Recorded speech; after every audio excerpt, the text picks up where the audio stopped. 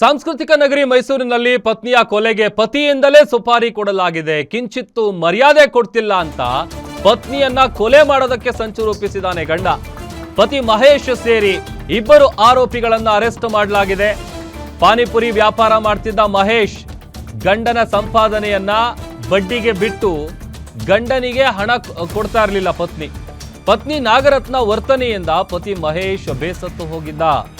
ಗೊತ್ತಿರುವಂತಹ ಹುಡುಗರಿಗೆ ಪತ್ನಿಯನ್ನ ಸಾಯಿಸಬಿಡಿ ಅಂತೇಳಿ ಸುಪಾರಿ ಕೊಟ್ಟಿದ್ದ.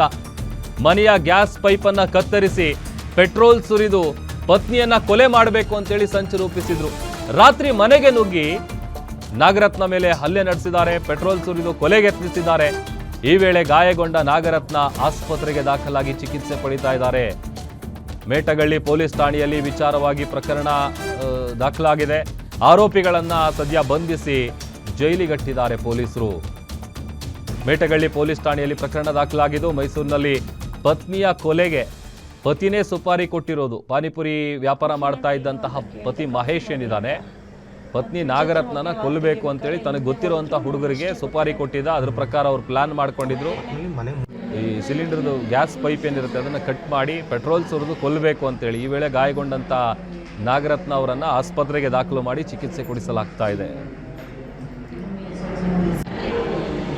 ಅವರು ಸ್ಟಾರ್ಟಿಂಗಿಂದ ಇಬ್ಬರು ಜೊತೆ ಬರ್ತಿದ್ರು ಕಲಿಯೋಕ್ಕೆ ಮನೆಗೆ.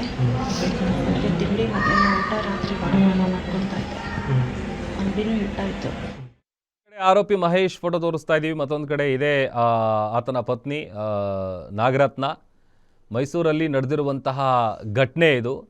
ಇತ್ತೀಚಿನ ದಿನಗಳಲ್ಲಿ ಈ ಥರದ್ದು ಒಂದಷ್ಟು ಕೇಸ್ಗಳು ಜಾಸ್ತಿ ಆಗ್ತವೆ. ಬಟ್ ಇಲ್ಲಿ ಆಶ್ಚರ್ಯ ಅಂತ ಅಂದರೆ ತನ್ನ ಹೆಂಡ್ತಿನ ಕೊಲ್ಲಬೇಕು ಅಂತೇಳಿ ಪರಿಚಯ ಇರುವಂಥ ಹುಡುಗರಿಗೆ ಈತನೇ ಸುಪಾರಿ ಕೊಟ್ಟಿರೋದು ಒಂದು ರೀತಿ ಆ ಭಾಗದ ಜನರಿಗೂ ಕೂಡ ಒಂದು ರೀತಿ ಆತಂಕ ಮೂಡಿಸಿದೆ. ಅದ್ರ ಜೊತೆಗೆ ಆಶ್ಚರ್ಯ ಕೂಡ ವ್ಯಕ್ತಪಡಿಸ್ತಾ ಇದ್ದಾರೆ. ಅದು ಪಾನಿಪುರಿ ವ್ಯಾಪಾರ ಮಾಡ್ತಿದ್ದ ಆತ ಏನಿದ್ದಾನೆ, ಆ ಗಂಡ ಸಂಪಾದನೆ ಮಾಡಿದಂಥ ದುಡ್ಡನ್ನ ಈಕೆ ಬಡ್ಡಿಗೆ ಬಿಡ್ತಾ ಇದ್ಲು. ಬಟ್ ಗಂಡನಿಗೆ ಹಣ ಕೊಡ್ತಾ ಇರಲಿಲ್ಲ.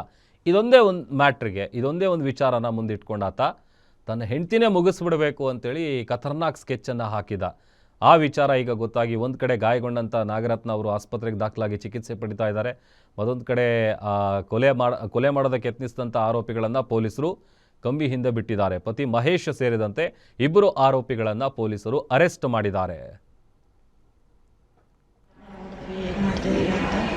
ತುಂಬ ಕಂಜೂಸ್ನಲ್ಲಿಂದ ಹುಡುಗ ಪಾರ್ಸಲ್ ಮಾಡೋದಾಗಲಿ ಕಸ್ಟಮರ್ ವೇಟ್ ಮಾಡೋದಾಗಲಿ ಮಾಡ್ತಿದ್ದ. ಅದನ್ನು ನೋಡಿ ನಾನು ಒಂದು ಸ್ವಲ್ಪ ರಾಶಾಗಿ ಮಾತಾಡಿದೆ. ಮಾಡಿದ್ರೆ ಈ ಬಿಸ್ನೆಸ್ ಏನು ಮಾಡ್ಕೊಳ್ತೀಯ ಅಂತ. ಅದನ್ನು ನಮ್ಮ ಮನೆಯವ್ರ ಹತ್ರನೂ ಹೇಳಿದೆ. ಮತ್ತು ಅದಾದಮೇಲೆ